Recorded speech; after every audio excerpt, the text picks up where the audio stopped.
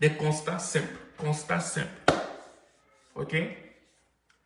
Et ça s'adresse pas aux résidents temporaires. Ça ne s'adresse pas aux résidents temporaires, ça s'adresse aux résidents permanents et aux citoyens canadiens. Ce que je vais dire, ça ne s'adresse pas aux résidents temporaires, ça s'adresse aux résidents permanents et ça s'adresse aussi aux citoyens canadiens. Voilà.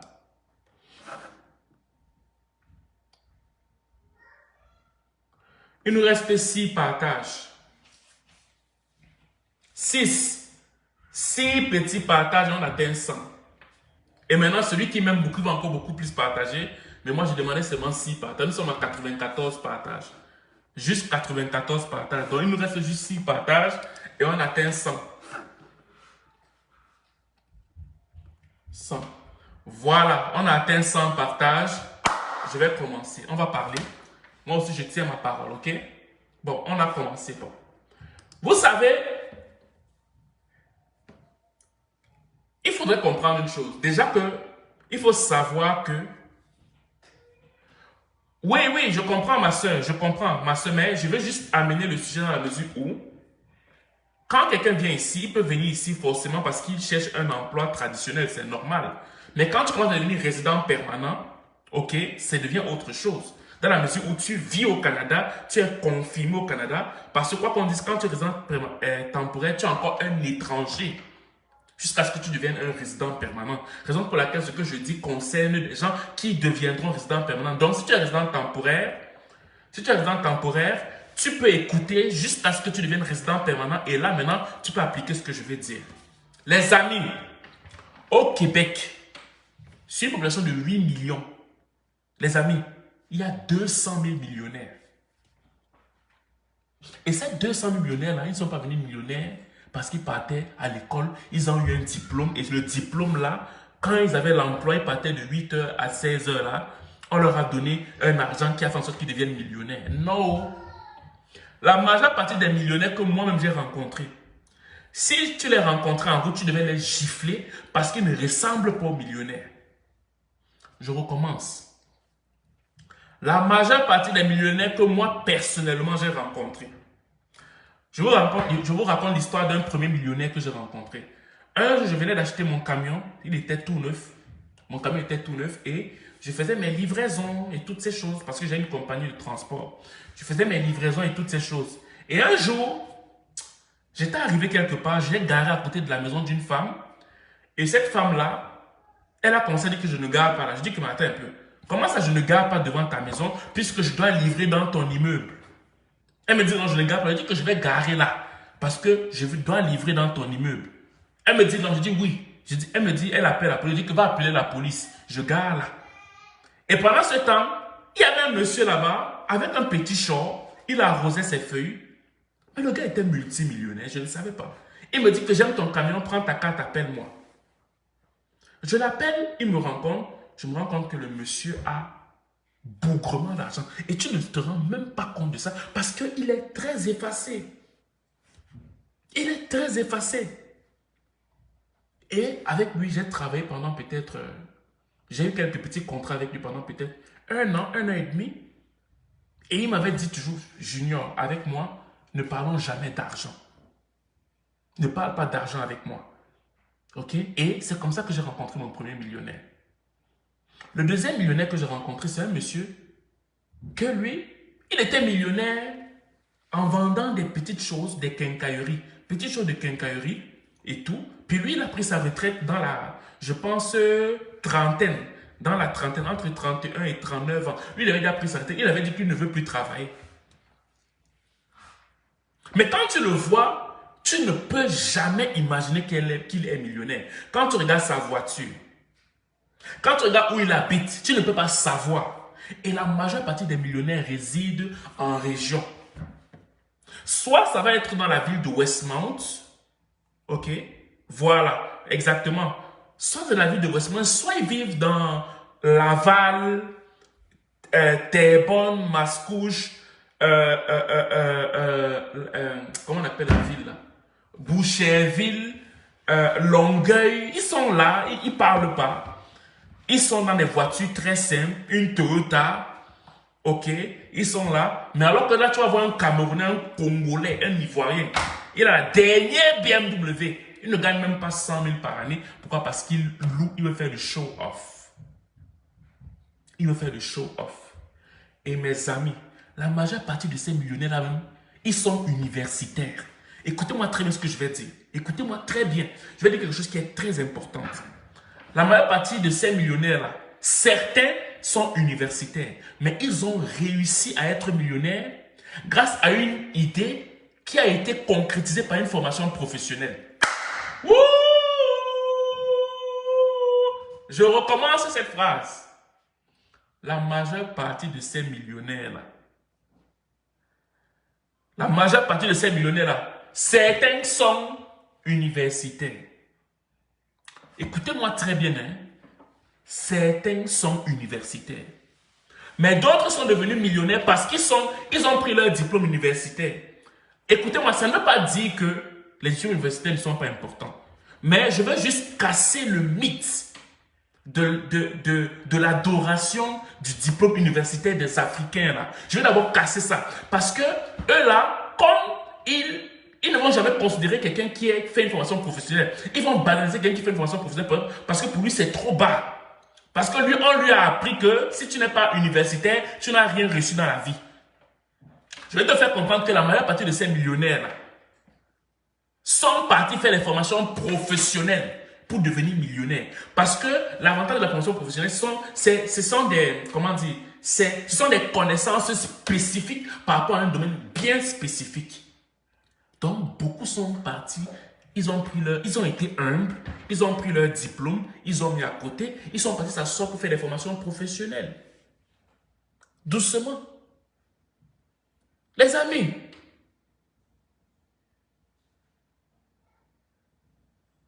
est-ce que vous comprenez ce que je suis en train de dire?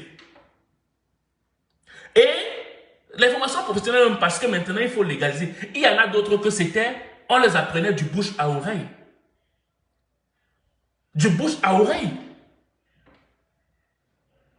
On les apprenait la formation du bouche à oreille. Maintenant, on essaie de tout mettre dans un ordre. Tu vas rencontrer des papas québécois comme ça. Lui, il était mécanicien. Non, laissons même les mécaniciens. Vous allez comprendre quelque chose. J'ai écouté tes conseils. Je suis bien dans ma formation professionnelle. Parfait. Massa, dans les Lincoln, navigateur et Mustang, j'ai une connaissance docteur en mécanique, mais est devenu millionnaire grâce à une formation professionnelle en mécanique DEP. Est-ce que vous comprenez, ma soeur? Parce que quand je parle, vous avez l'impression que j'exagère, que, regardez, voilà, aujourd'hui, tous ses amis, en termes d'argent, ne lui arrivent pas à la cheville. Parfait. Tu as raison, il y a des gens au Sénégal qui sont millionnaires, alors qu'ils n'ont même pas les études universitaires. Et comprenez-nous bien, ce n'est pas, voilà, moi DEP en infirmier. Attends, exactement, frère. Mais attends, je ne vois pas le poste de ma soeur là qui vient d'être mis. Ma soeur, comme ton nom est long là, infirmier auxiliaire, maman, fais ta formation. À un moment donné, quand tu as fini de faire ta formation en infirmier auxiliaire, ça, tu vas travailler dans les hôpitaux, tu vas assister les infirmières. À un moment donné, ce que tu dois faire, c'est que maintenant, tu dois faire des soins à domicile. Tu dois aller un peu plus loin, Axel. Pour que tu puisses avoir aussi ton second revenu que tu développes à côté. Écoute, c'est ça. En fait, c'est que la capacité du second revenu, vous ne pouvez pas imaginer la puissance. Parce qu'il faut faire des études. Je reprends mon exemple. Moi, je n'ai pas... Voilà, c'est ça. DEP, diplôme d'études professionnelles, niveau secondaire, exactement. Moi, je n'ai pas fait de grandes études universitaires. Moi, j'ai fait plusieurs études professionnelles qui donnent, si on fait le cumul, ça donne des études universitaires. Moi, j'ai fait peut-être combien? 4 études professionnelles. Oui, c'est ça. Parce que moi, au départ, j'ai voulu jouer au foot. J'ai fait des études dans les clubs européens, mais alors ça n'a pas fonctionné. Mais après, j'ai fait des études professionnel en fonction des dons que j'ai. En fonction des dons que j'ai. Mais plusieurs d'entre vous qui m'écoutez là, vous avez bachelor, bac plus 10 000, B, BLIS, BUS plus, H plus, B plus, je ne sais même plus. Vous là, c'est à cause de vouloir, on doit créer de nouveaux mots. Tellement vous avez des gros diplômes, des longs crayons comme ça. Mais vous êtes des totaux devant des gens qui ont fait simplement des formations professionnelles. Pourquoi? Parce que celui qui fait une formation professionnelle prend un risque. Parce qu'il sait exactement c'est quoi son don. Exactement où il va. Est-ce que vous comprenez ça? L'école est bien, c'est clair, mais sortons de cette zone de confort pour explorer d'autres possibilités, surtout dans les systèmes canadiens, qui est un système unique au monde. Exactement, ma soeur. Moi, je suis arrivé ici avec mon BTS en communication, mais je suis bien dans mon DEP. Exactement, ma soeur, tu as compris. Exactement. Exactement. Ah, quelqu'un qui vient là. Moi, là, j'ai un PhD en machine de... Et ce qui est marrant dans ça, c'est drôle, hein? Ce qui est marrant dans ça, tu peux avoir tous ces diplômes-là. On refuse de te prendre parce que tu coûtes trop cher.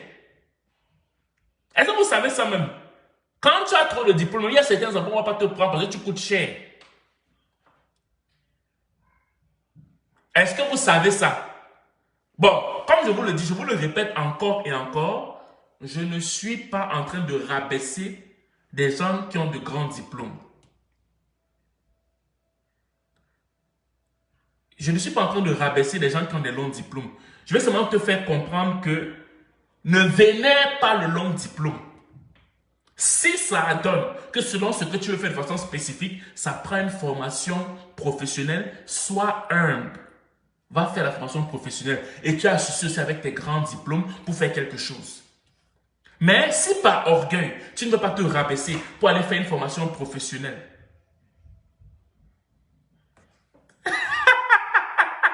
Il y a Laurence. Laurence dit, moi j'ai des gros diplômes, mais aucune idée pour faire du business. Je passe mon temps sur des vidéos des gens qui ont moins de diplômes très smart. Ma soeur, moi c'est l'humilité qui commence.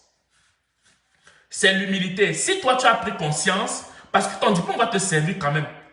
Parce que au niveau du management, tu auras l'avance sur beaucoup de gens. Donc pour moi c'est une question d'humilité. Que les gens reconnaissent d'abord que le fait d'avoir des longs diplômes ne va pas forcément faire la différence. Vous voyez, imaginez-vous alors que vous ne partagez pas, vous ne pouvez même pas savoir.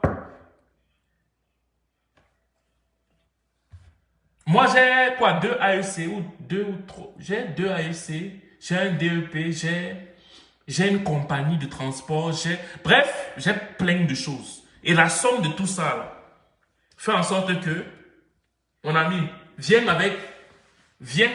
comment, c'est pas mon problème. Et, je vous dis, quand je marie ma femme là, elle est universitaire. Qu'est-ce qu'on ne lui a pas dit? Comment tu peux marier un petit voyou camerounais là, qui n'est pas universitaire, il fait seulement des diplômes professionnels?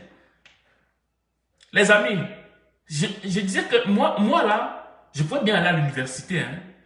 Mais quand je regardais, moi si je vais aller à l'université, c'est parce que je veux juste perfectionner ce que j'ai fait en formation professionnelle. C'est ce que moi j'ai compris. Moi c'est moi. Moi, je dois aller à l'université parce que je regarde ce que je suis en train de faire. J'ai des visions pour aller faire des formations spécifiques. Moi, je ne suis pas un généraliste, je suis quelqu'un qui est spécifique. C'est juste pour développer un couloir. Si ça prend les formations universitaires, moi, c'est moi. C'est moi. Pardon, ne me suivez pas. Pardon. Il ne faut pas que je dise que non.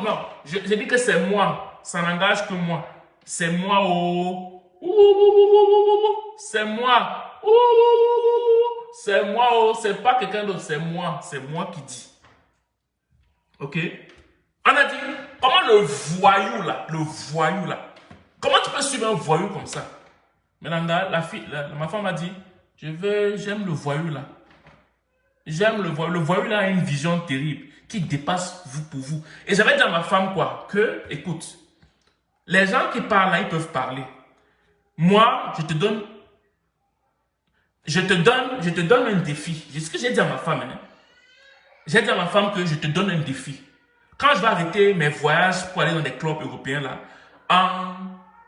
c'était en 6 mois que je lui avais dit en 1 an. J'avais dit à ma femme qu'en 1 an, J'ai dit à ma femme qu'en un an, je vais te donner tout ce que les gens ont construit ici au Canada. En un an, je vais te donner tout ce que...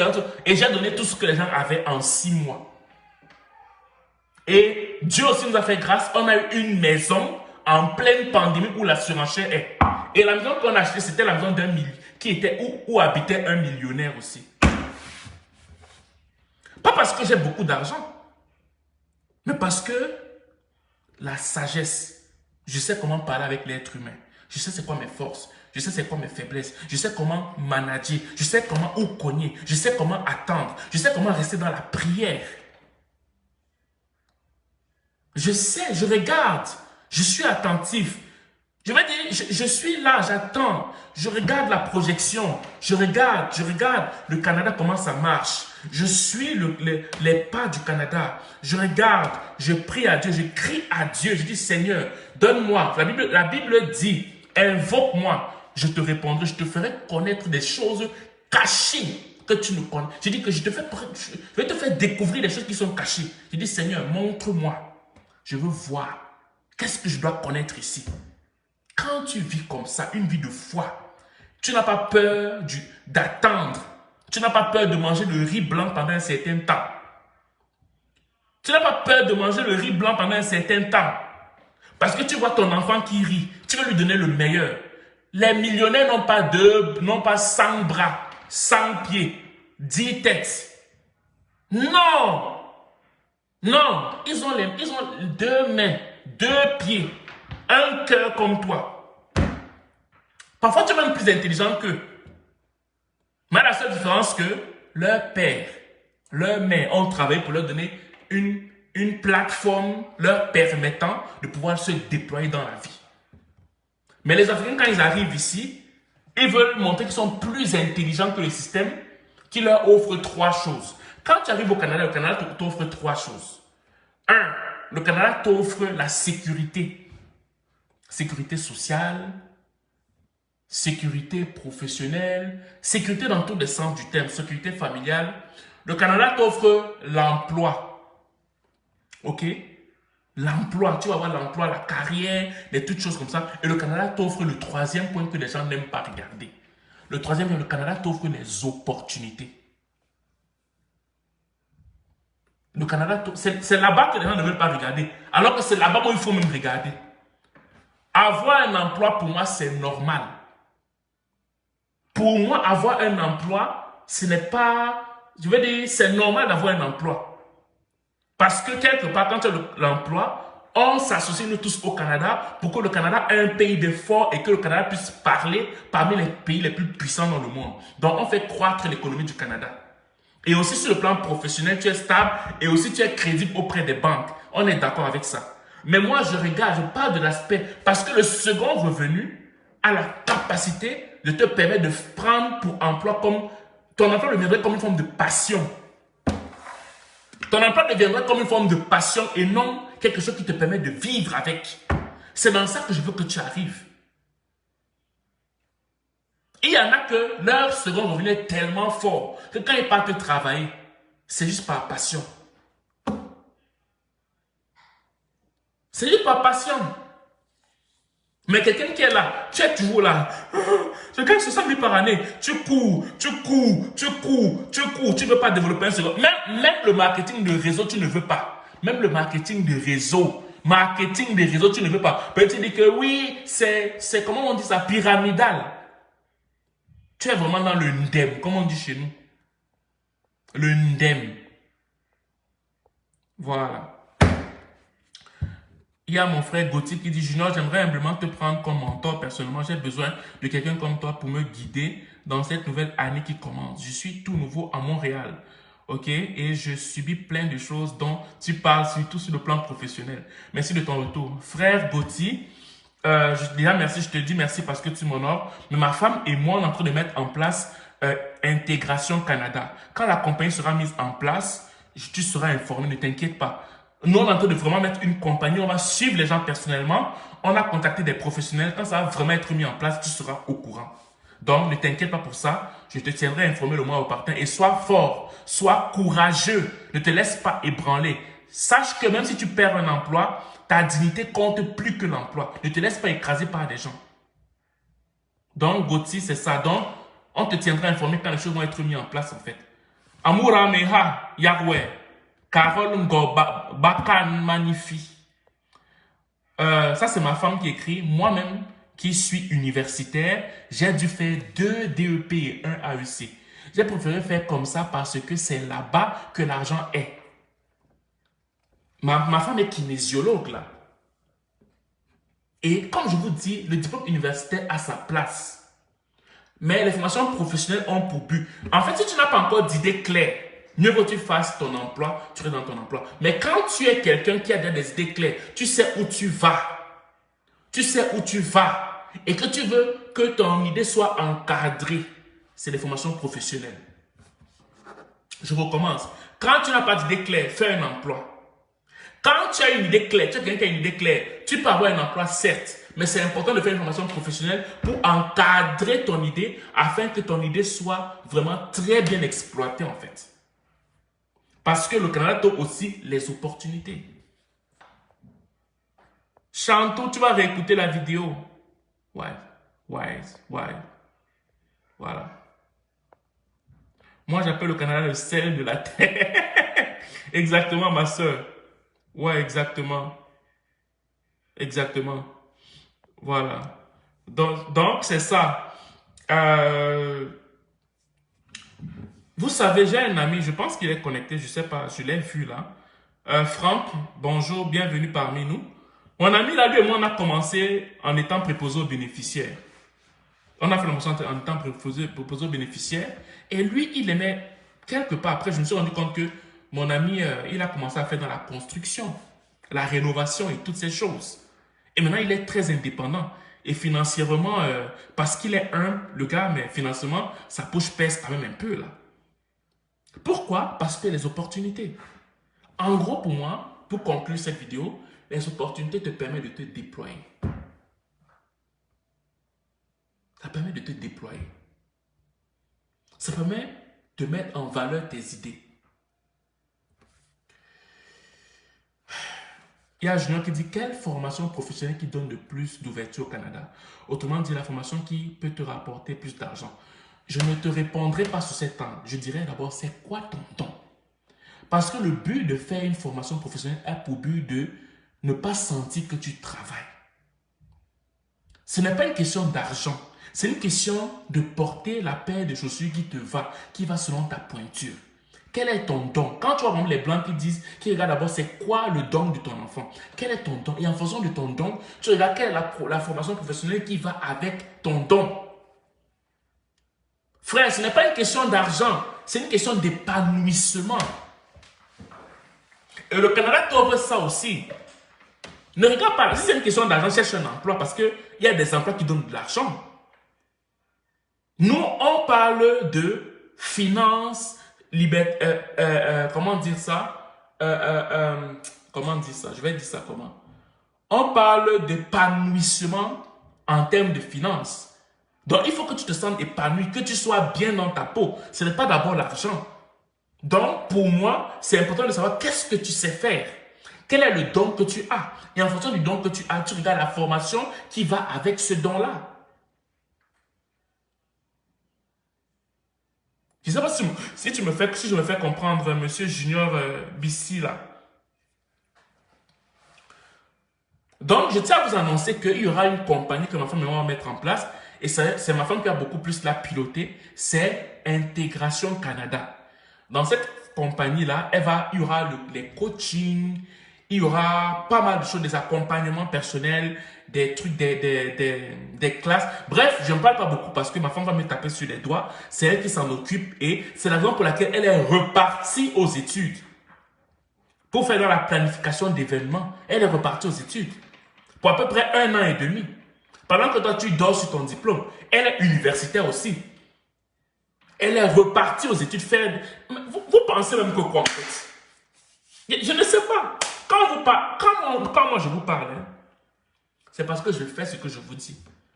Je ne parle pas pour parler. La majeure partie des choses que je vous dis là, c'est parce que je fais ce que je vous dis. Oh! Donc, c'est ça. Donc, les amis, j'espère que ce que j'ai dit, ça vous a aidé. Je vais maintenant devoir vous laisser parce que je dois partir passer le temps avec ma petite famille. Je vous souhaite vraiment de passer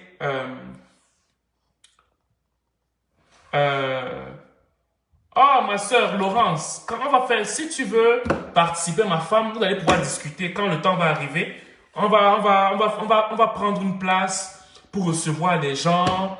Tes idées seront aussi les bienvenues. Tous ceux qui vont vouloir, on va faire c'est aussi, on va commencer par le bénévolat. Parce que notre but, c'est de faire d'intégrer beaucoup de gens. OK? Il y aura aussi des trucs qui vont être payants, c'est sûr. Mais les aides de chacun, ça va vraiment être les bienvenus en fait. OK? Parce que mon but, mon rêve, c'est Foyer Maman Africa qui va s'en occuper. Hein? Foyer Maman Africa. Foyer Maman Africa, qui est déjà mis en place, c'est Foyer Maman Africa qui va chapeauter le tout en fait. OK? Et comme je vous le dis, c'est ma femme qui va en parler parce que c'est elle qui connaît. Elle va en parler et elle est retournée aux études pour ça. Elle est retournée pour faire une formation professionnelle pour ça. Parce que mon objectif, mon rêve, ma vision, c'est que qu'on puisse avoir une, comment dire, une diaspora forte et unie. C'est ça mon rêve, c'est ça ma vision, qu'on ait une diaspora forte et unie, comme les autres communautés. Je sais que c'est un challenge qui est compliqué, qui est dur à relever, mais je suis prêt à prendre ce risque-là. Une diaspora forte et unie. Qui est d'accord avec moi? Est-ce que vous êtes d'accord avec moi? Est-ce que vous m'appuyez dans mon rêve? Est-ce que vous êtes d'accord? Ce que ma femme et moi veut mettre en place pour qu'il y ait une diaspora afro-caribéenne unie, forte et unie. Comme les Indiens sont unis, comme les Asiatiques sont unis, comme mes frères arabes de l'Afrique blanche sont unis. En tout cas, plusieurs d'entre eux. J'aimerais aussi que l'Afrique noire puisse être unie comme ça et qu'on puisse avancer ensemble. Qu'on arrête de cacher les informations à son frère. Qu'on arrête de cacher l'information à sa soeur. Qu'on puisse avancer ensemble. C'est ça mon rêve.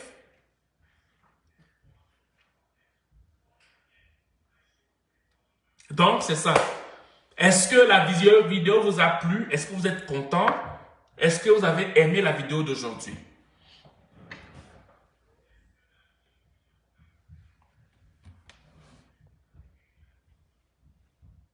Merci beaucoup pour le soutien, merci. Et il faut beaucoup prier pour Maman Africa parce que c'est elle qui va beaucoup plus porter la vision, ce côté-là. Moi, je serai beaucoup plus sur l'immigration. Donc, c'est elle vraiment qui va porter la vision. Donc, il faut prier pour elle.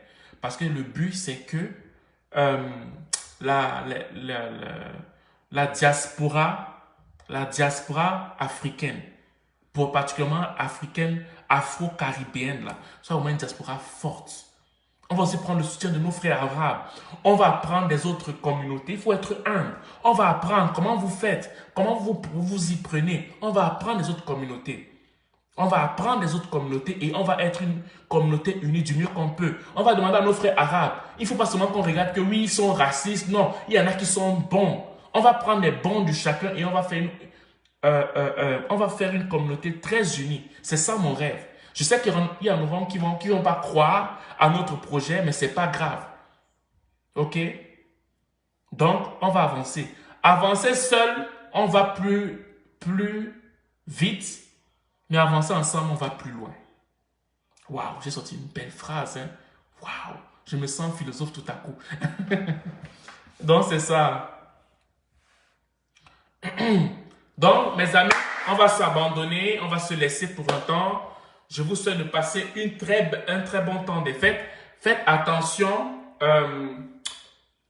à tous vos transports. Vous savez que les gens meurent bêtement en fin d'année. Pardon, je veux vous voir en 2022. Pardon, je vous en supplie. Il faut qu'on se voit en 2022. Pardon. Donc, faites attention à vous. Faites attention à vous. Il y a beaucoup d'empoisonnements qui circulent aussi en Afrique. Faites attention à ce que vous mangez, où vous partez. Faites très attention. OK? Donc, si vous êtes d'accord avec moi, je vais me dire oui Dis oui et on se sépare. Je veux me dire oui. Si vous êtes d'accord avec moi, je veux me dire oui, après on se sépare.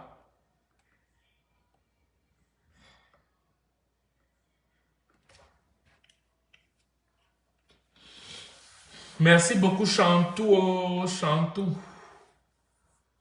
Merci beaucoup Gauthier pour ton oui. Merci pour Anna pour ton oui. Merci Annie pour ton oui. Merci Junior pour ton oui. Genre, il me reste 6. Merci Madiaki, épouse Camara pour ton oui. Il m'en reste 5. Merci Chantou pour ton oui. Il m'en reste 4. Merci Grégoire Mbassi pour ton oui. Il m'en reste 3.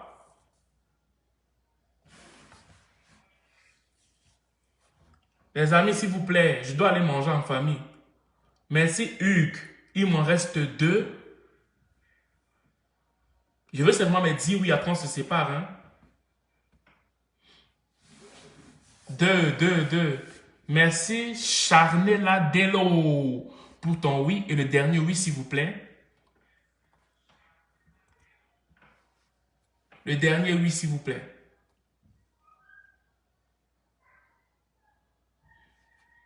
J'attends le dernier oui qui va me libérer. Le dernier oui, le dernier oui, le dernier oui, le dernier oui. Le dernier oui. Sinon, je reste là. Hein. Le dernier oui, s'il vous plaît. Le dernier oui. Il y a mon frère qui a dit oui. Merci, merci, merci beaucoup la famille. Sur ce, je vous souhaite de passer un excellent temps des fêtes. Une excellente transition pour l'année 2022. OK? Ciao, je vous aime et faites attention à vous. Bye.